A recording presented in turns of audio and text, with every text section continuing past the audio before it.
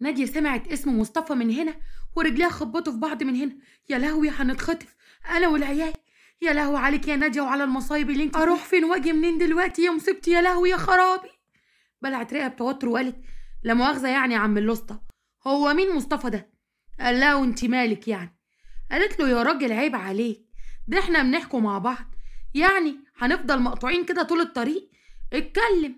قال لها طول الطريق ايه، احنا وصلنا اهو.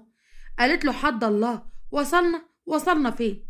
قال لها بدي وصلنا يا ستي. ما تبقيش زنانه انت كمان زي مصطفى، دي غلطتي ان انا قلت له هجيب له العده بتاعته اللي نسيها. استغفر الله العظيم. قالت بفرحه بينها وبين نفسها الحمد لله يا ما انت كريم يا رب. طلع مصطفى غير اللي في دماغي خالص، وانا غبيه برضو، ما البلد فيها مصطفيات كتير. بس صحيح اللي يخاف من العفريت يطلع له. حمزه قال لحنين حنين انت برضو مش هتديني القلم؟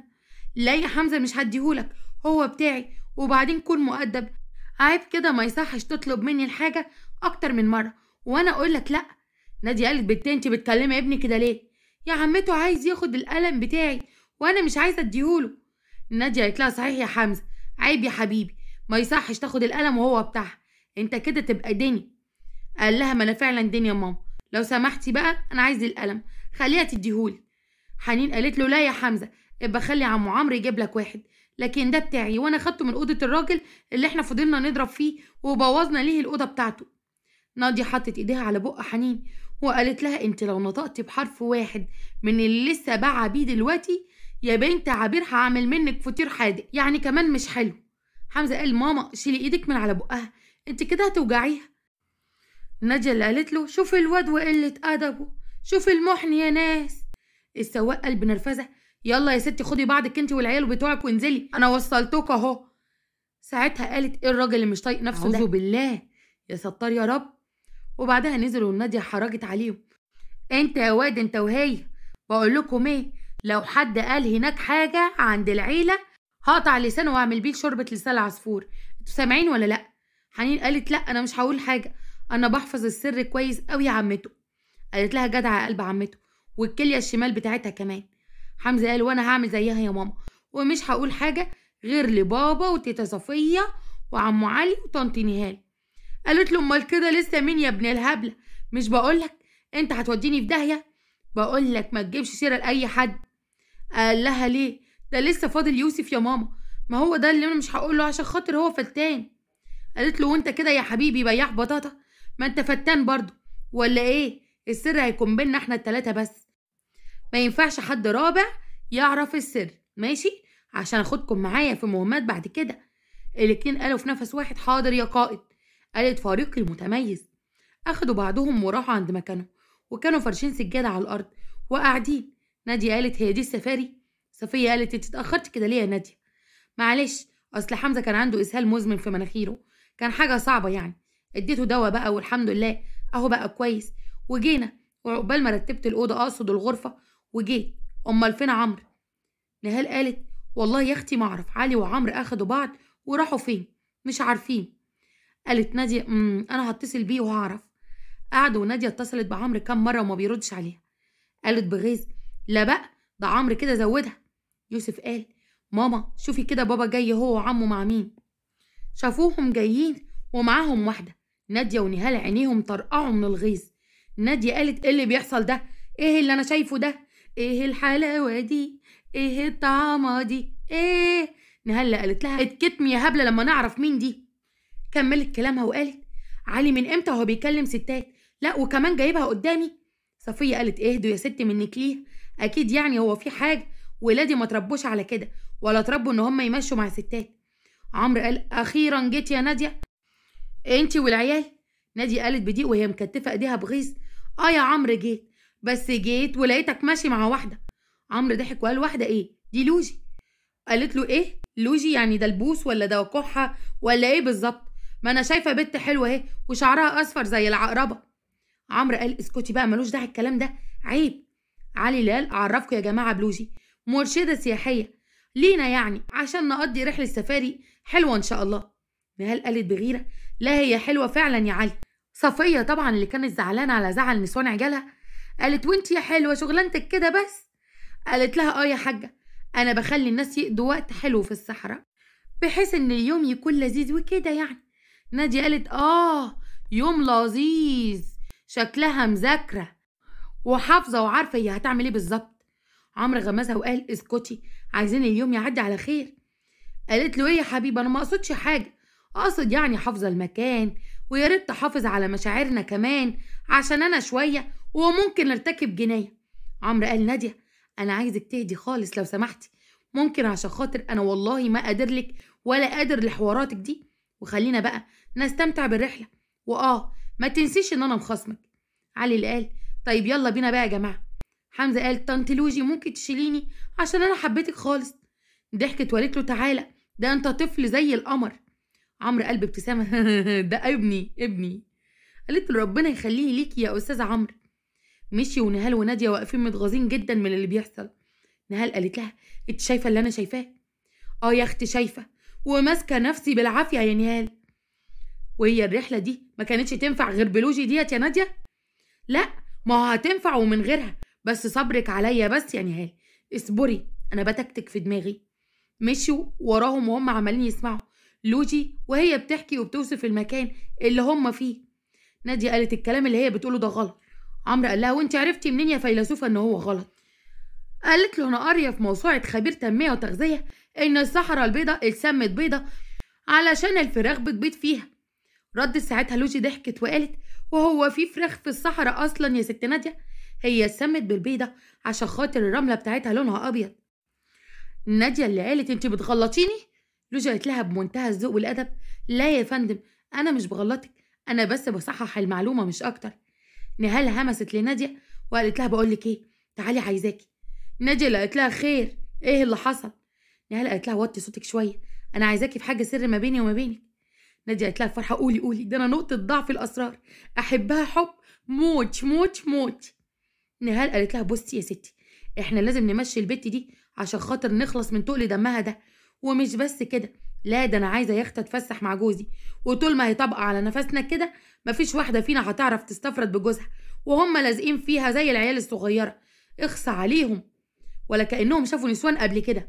نادية قالت انا بفكر في حاجه كده يا بنتي يا نهال، عاوزه اعملها بس اول ما نرجع. نهال قالت لها نعم، ايه هي يا نادية؟ قولي بس طمنيني. نادية قالت لها لا ما هو لما نروح بقى اقول لك عليها، تعالي انت بس ورايا. مشيت نهال ورا نادية اللي راحت وقفت جنب لوجي وقالت لها بقول لك ايه يا حبيبتي، مفيش مكان للبيبي هنا ولا نحفر في الرمله ولا ايه الوضع؟ قالت لها لوجي لا يا مدام، في هنا مراحيض عامه لو حابه ان انا اوديكي ليها. قالت لها يا ريت يا حبيبتي انا محتاجه المراحيض العامه دي قوي. عمرو قال خلاص وديها انسه لوجي واحنا هنستنى هنا عشان تكملي لينا الرحله السعيده دي قوي. نادية قالت له يا اخويا، سعيده مبارك ان شاء الله. ماشي يا زوجي، يلا حبيبتي تعالي ورينا. جات لوجي راحت معاهم ودتهم عند المكان بتاع الحمام.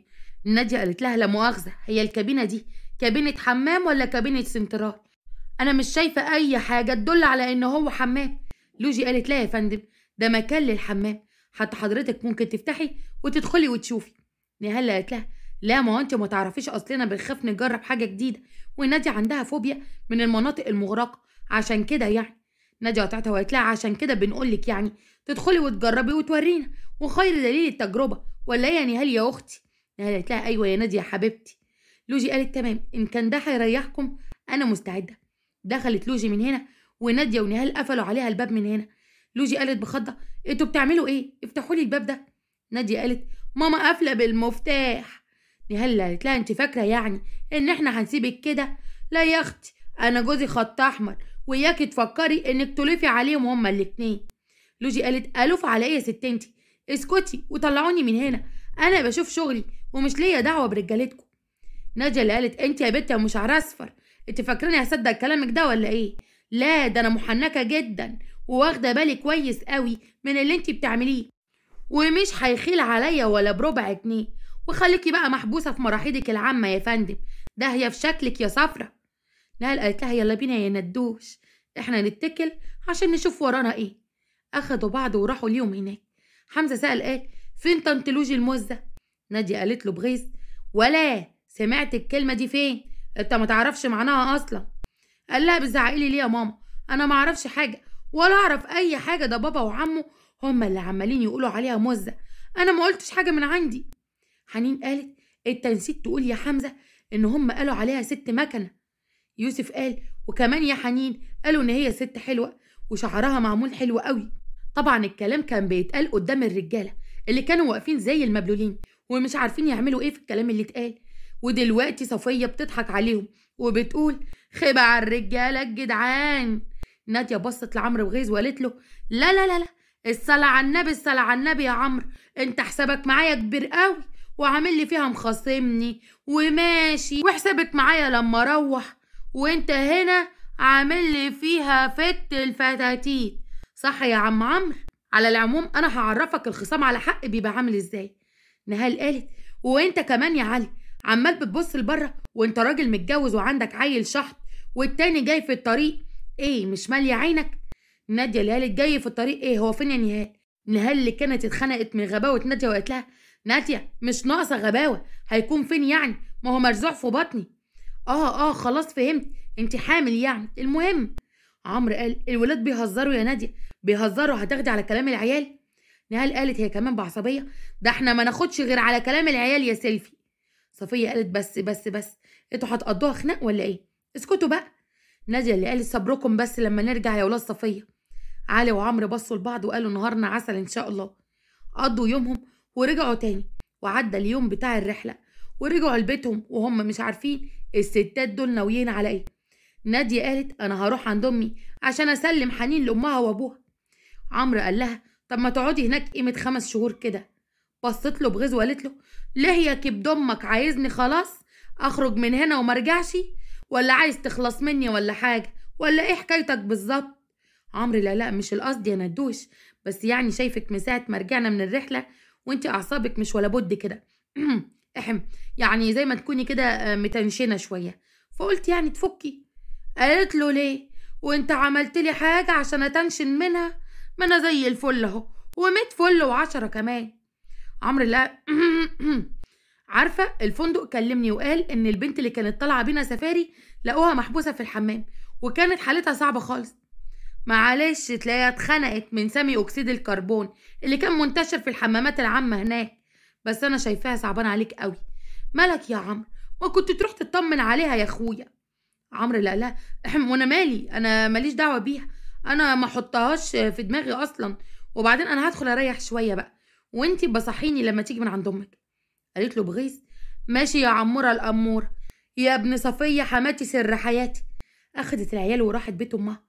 اول ما شافها محسن قال لهم وحشتونا والله يا جماعه، ايه اخبار الرحله بتاعتكم؟ ناديه قالت كانت زي الفل يا بابا، حلو خالص. صباح قالت انبسطتوا؟ خالص، لولا بس شويه الخوازيق اللي حصلت لي كان زماني متفل و10 يا ماما. كريم اللي قال حبيبه ابوها تعبتكم؟ ناديه قالت له كويس انك اتكلمت في النقطه دي يا كريم، انا جاي اشتكي لك من بنتك. كريم قال بصدمه ليه بنتي عملت ايه؟ ناديه قالت له بنتك متربيه زياده عن اللزوم يا كريم، وحاجه مش حلوه كده. الخبراء قالوا يا كريم ان الطفل لازم يكون عنده شويه شقاوه وشغب.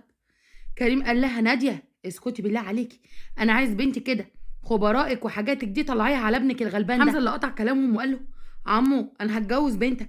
كريم قال له بغيظ انا خالك يالا مش عمك، وبنتي مش هتتجوزها، انا مش عايزه اناسب اختي، كفايه بقى كده، حد الله الواحد مش هيستحمل حاجه من اثرك تاني عندنا يا ناديه.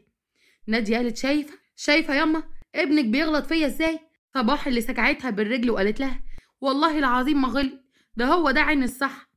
ناديه قالت والله ماشي، عين الصح ولا عين السيره؟ انتوا بتغلطوا فيا ليه يا جماعه؟ عيب عليكم كده. وبعدين انا جايه اقول لكم خلوا حموزه الاموزه عندكم عشان انا رايحه مشوار ضروري ولازم اكون فيه لوحدي. امها قالت رايحه فين يا ناديه؟ رايحه الى الجهاد يا اماه. الحاج محسن همس لصباح وقال لها بنتك مالها يا صباح؟ انا خايف عليها. صباح اللي قالت له خايف عليها قول خاف منها.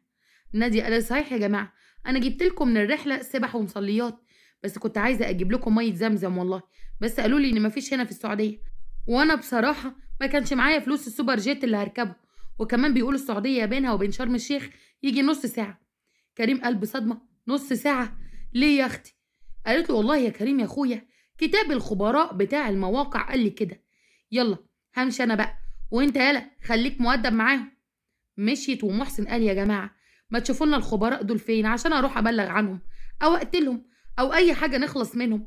البت دماغها ساحت خالص، ويا عالم هي ناوية على ايه. بصوا التلاتة لبعض وكريم قال ربنا يستر. صباح قالت البت دي شكلها هتعمل حاجة هتطلع من عينينا اقسم بالله. حمزة قال اقول لكم على سر يا تيتا، سر خطير. ولحد هنا خلصت الحلقة دي. اتمنى تكون عجبتكم، ولو عجبتكم ما تنسوش تشتركوا في القناة وتفعلوا الجرس على كلمة الكل، وكمان ما تنسوش تحطوا لايك للفيديو دعما لنا علشان